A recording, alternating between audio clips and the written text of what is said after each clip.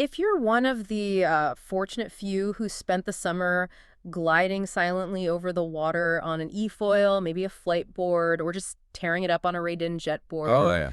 you know that feeling, that silent electric freedom. It's really unmatched. But now, Now the season's over. exactly, the season is over, the gear has to go into long-term storage, and that beautiful, very expensive toy needs to be put away correctly for the winter. And this transition from, high adrenaline sport to meticulous maintenance, this is where the stakes get incredibly high. Mm. Winterizing an electric surfboard is entirely different from storing, say, a kayak or a paddleboard. Totally different. If you skip crucial steps, and we're talking particularly about the lithium-ion battery, you risk irreversible damage. You could severely cut down on its lifespan. You could void a very costly warranty. You could absolutely void the warranty. Right.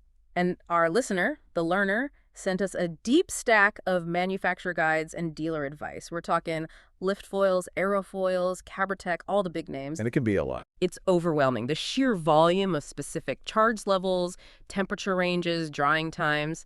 So our mission today is to cut through that, to synthesize the consensus, and deliver a clear, actionable guide so you know exactly what to do. We're really looking past the general advice and isolating the non-negotiables. Because these are complex machines, and the failure point, it often comes down to just one or two simple mistakes. Okay, let's unpack this. Starting with the physical board itself. Before we even get into the anxiety-inducing part, the battery, we need to talk pre-storage prep. Right. This isn't just a casual rinse. No, not at all. For these high-end eFoils, the cleaning protocol is your final inspection. You, the owner, are expected to know that if you rode in salt water, Which most people do. then cleaning after every single use is mandatory. Yeah.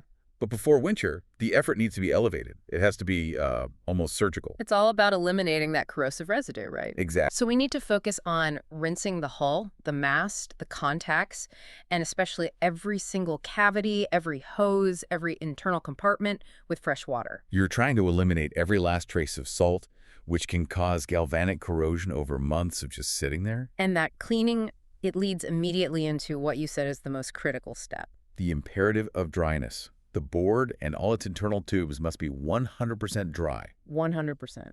If you leave any residual moisture trapped deep inside an electronic compartment, and the manufacturers are crystal clear on this, you are inviting disaster when temperatures drop below freezing. And I can hear people listening thinking, oh, I'll just leave it out for a few hours. But the sources suggest a very specific process. They do. You should open up all the compartments and let the board dry for a minimum of 24 hours. In a warm, low humidity environment. Right. A boiler room, a heated basement, a temperature-controlled space. That full day just ensures every last drop is evaporated. Okay, so once you're convinced it's bone dry, we move to contact care. Which is vital for electrical longevity. These connectors are where power meets propulsion, and they're constantly exposed to moisture. So it's a two-step process to prevent things like micro-arcing and future headaches. First, you've got to clean all the electrical contacts. Meticulously. With a designated contact cleaner. And then second, You seal it. You seal that contact against the elements. You lubricate them with a seawater-resistant grease. creating a barrier. Exactly. Right. We did see some manufacturers, like Cabertech and eWake, suggest things like WD-40 or Caramba, but the principle is the same. Clean, then seal. That sealed connection prevents that tiny corrosive action that can lead to failure next spring. The board is clean, dry, sealed. Now, what about temperature for the board itself? Can it go into the unheated garage? Okay, so once the board is verified dry, and absolutely 100% dry, it's actually pretty forgiving. Really? Yeah. While room temp is always recommended, the board structure, the non-battery parts, they can tolerate much colder temperatures. Yeah. Even below freezing. The risk isn't the cold itself. The risk is the water you failed to dry out, turning into ice and expanding inside some delicate housing. Eliminate the moisture, and you mitigate the major cold weather risk to the hull. That's a crucial distinction. The structure is tough. The battle is against the water. But as you said, the real anxiety always centers on that lithium-ion power pack. Heart of the system. And the most valuable component for sure. Agreed. So we move now to the high-stakes section. Just like the board, the battery exterior needs to be cleaned, dried 100%, and its electrical contacts cleaned and sealed.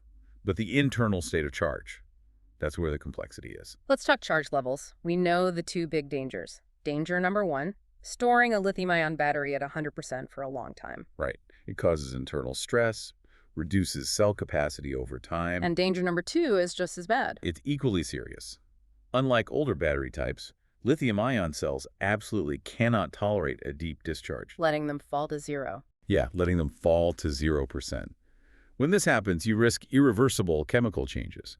Specifically, the formation of copper dendrites, which, permanently damage the cell structure. So the industry consensus is obviously that middle ground. The middle ground. Most manufacturers suggest storing the battery between 30 and 50% load. That's sort of the average safest zone. Okay, but what's fascinating here is that the sources don't offer a single unified number, which might confuse people. Right. eFoil says 30 to 60%. But then you have Fliteboard, and they recommend a slightly higher range, 50 to 75%. Radon is also in that higher range. Yeah, 50 to 70%. So why the variation? I mean, if 50% is generally safe, why are some pushing towards 75? Is there a benefit to keeping a little more juice in there? It likely comes down to providing a buffer against self-discharge, especially if the battery is stored in colder than ideal temperatures. That makes sense. So if you, the listener, only own one board, you should follow that specific manufacturer's range. But if you're looking for the single safest target across brands, Yeah. aiming for exactly 50% gives you plenty of headroom before you hit the stress of 75. And it provides a sufficient safety net before you hit that dangerous 30% threshold. And hitting that exact number can be tough. I mean, nobody wants to go out on the water in December just to drain the battery a little bit. No. This is where specialized features are a huge benefit. Aerofoils had a great example of this smart battery tech. They did. They engineered a self-discharge function. By pressing a specific button for more than 10 seconds, the battery will intelligently drain itself to that safe 30 to 60% storage range. And now that is a convenience feature we wish all manufacturers provided. I agree. But there's a vital lesson in patience here, which we can't overlook. If your battery is fully charged when you do this, the source notes that the self-discharge process might take up to 2 weeks. 2 weeks. You can't rush the thermal and chemical processes of a large lithium pack. You have to plan ahead. And planning ahead is especially true if you're doing any winter maintenance that requires shipping. Oh, that's a great point. If you need to ship this power pack as dangerous goods, even to a dealer, the regulations are extremely strict. The charge level has to be at or below 20%. So you need to factor in that mandatory multi-day discharge time before you even think about boxing it up. That's right. Okay, so the battery is safely discharged to 50%. The board is spotless and dry. We've put it away, but the job's not done. Not even close. Winter is long, and these batteries are not static. We need to talk about monitoring. Monitoring, right. It's essential because these batteries self-discharge naturally. eFoil specifically notes that they can empty significantly over the winter. We're talking a potential loss of 50 to 75% of the charge they started with. Wait, that is a shocking amount of loss. If you start at that conservative 30% mark, losing 3/4 of that charge means you're getting dangerously close to 0. You're right back at the deep discharge risk we're desperately trying to avoid. Wow. Exactly. The low voltage dropdown is the silent killer here. And that is why the advice is unanimous.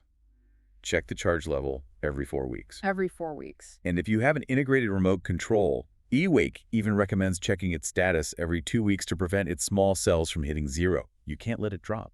Okay, let's pivot to the physical storage conditions for the battery itself, because they're way more sensitive than the board. Much more sensitive. We stored the board in the chilly garage, but the battery, it needs better treatment. It absolutely needs better treatment. The ideal storage is room temperature. Radon gives us a range of 15 to 28 degrees Celsius. That's 59 to 82 Fahrenheit. Fliteboard suggests an even tighter, slightly warmer range. They do, between 22 and 28 Celsius. But the consensus is a dark place, humidity below 50%. It's all about chemistry optimization. But practically speaking, can it survive outside of the heated house? Moderate cold is acceptable, but not ideal. eFoil indicates that temps around freezing, even down to -5 Celsius, won't necessarily damage the physical pack. Okay. But extreme cold, anything approaching -20 Celsius, is a guaranteed no-go.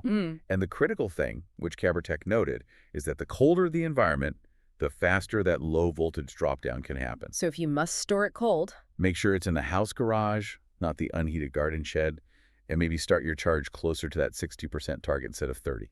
And since these are powerful lithium packs, let's quickly cover safety storage. We saw advice from dealers emphasizing that batteries have to be stored separately from the board. And away from flammable objects. Yeah. Some dealers, like eSurfer, even specify using steel or aluminum boxes for storage. Which is a fantastic safety measure. It is. And on the topic of risk, CavityTech offered a rational perspective. Fires are typically caused by mechanical damage, during use, not spontaneous combustion in the middle of winter. But still, damaged batteries must be treated as critical hazards. You monitor them constantly, you contact the dealer immediately. Okay, we've arrived at it. The most critical single piece of information you need to take away today. This is the ultimate non-negotiable. The one rule. The one rule every single manufacturer agrees on, and it's all about temperature and charging. Yes. If you ignore everything else we've said, remember this. The industry consensus is a bright red line. A lithium-ion battery should never be charged below 10 degrees Celsius. That's 50 degrees Fahrenheit? Never. Charging a cold battery, especially one near freezing, causes permanent, irreversible damage to the cells known as lithium plating. So it's not just a temporary reduction in performance. You are physically damaging the battery. Precisely. Think of it this way. If you try to paint a wall that's frozen solid, the paint won't adhere properly. It'll just flake off. Right. Charging a cold lithium cell is similar. The lithium ions can't properly insert themselves into the anode material, and they plate onto the surface instead, which reduces capacity forever. So the rule is, if you've stored your battery in that cold garage all winter, you must bring it inside and let it warm up at room temperature for several hours. Ideally, a minimum of half a day before you even think about plugging in the charger. that's the ultimate safety check. If it feels cold to the touch, don't charge it. Don't do it.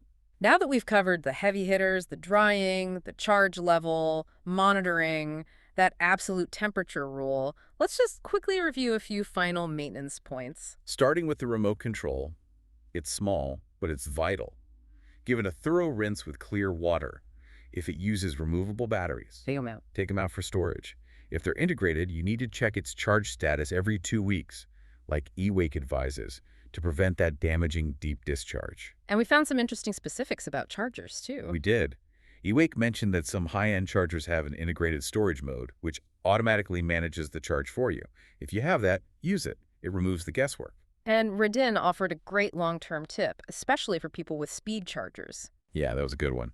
They urge customers to use the standard power pack charger once every 10 charging cycles, even if they own the faster one. Why is that? That full, slower charge cycle ensures the cells remain balanced, and it maximizes the battery's overall life. It's a great insight beyond just simple storage. Finally, let's look ahead to spring. After all this meticulous winter prep, what's the first step before that first ride of the season? Well, first, you make sure the battery has warmed up above 10 Celsius. Then, the battery controller must be charged back to 100%. And be patient. You're very patient. Flipboard specifically notes that this initial recharge after a long dormancy might take significantly longer than normal, potentially up to 24 hours. A full day. A full day. Don't worry if it takes that long. The cells are just being gently reawakened. Okay, so to summarize the absolute core action points for you. 1. Ensure the board is 100% dry, contact sealed. 2. Store the battery between 30 and 60% charge, just aim for 50. 3. Monitor that charge every 4 weeks. And 4. Never, under any circumstance, charge the battery when it's below 10 degrees Celsius. Got it.